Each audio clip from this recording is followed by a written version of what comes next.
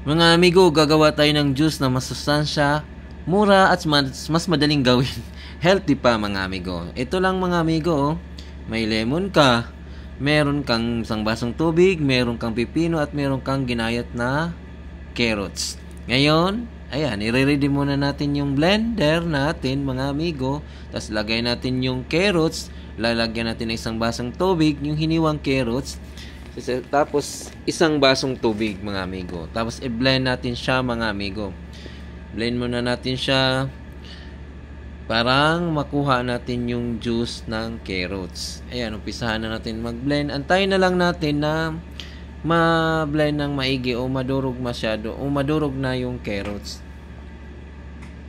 bago natin siya ihiwala yung juice ng carrots mga amigo. Antayin na lang natin mga amigo na ma-blend ng maigi yung carrots para madali nating salain yung juice.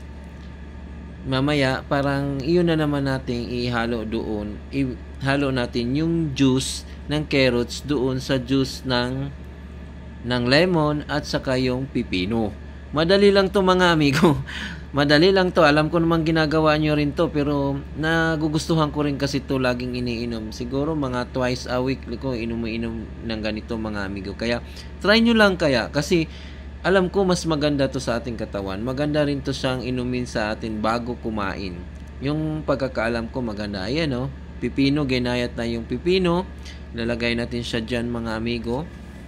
Tapos yung pinaghiwalayan natin ng juice ng carrots kanina, yan, ihalo na natin siya uli dyan. Yan ilalagay natin ng parang tubig doon sa pipino. Tapos, kunin natin yung nakaready nating lemon juice.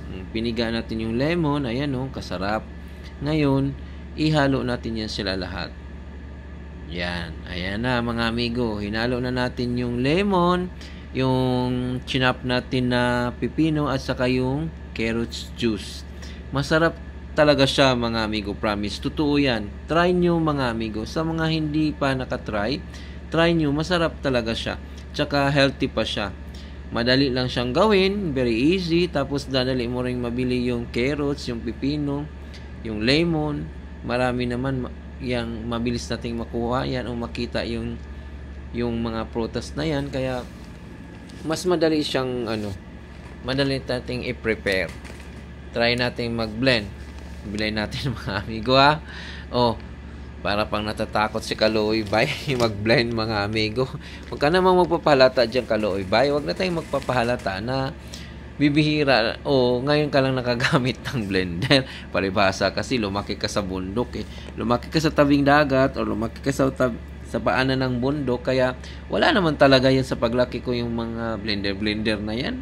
Hindi ko talaga sanay. Dito lang ako nung nag-OFW na ako, nag-abroad na ako mga amigo, dito ako natuto yung mag-blend ng mga ganyan. At saka nung nag-asawa ako, saka natingin ko kasi mas maganda sa katawan natin to lahat ng pwedeng gawin para sa ating kalusugan, gagawin natin. Kahit hindi ka sanay, pwede mo namang pag-aralan yan mga amigo Kahit naman talaga alam nating malaking mahirap talaga ako, wala naman kami mga ganyang mga kagamitan, lalo na noong panahon ko. Kaya mahirap talaga siya. Pero matutunan mo pag gusto mong matutunan. Kaya yan ang ginagawa ko mga amigo. Ayan na di ba? Kasarap! Ang sarap ng juice ng carrots, lemon with pipino. Wow! Lemon juice, pipino, carrots. Kasarap. Kaya try nyo mga amigo. Maganda sa katawan to, promise. Kaya try nyo. Tara na, kasarap. Enjoy sa ating juice.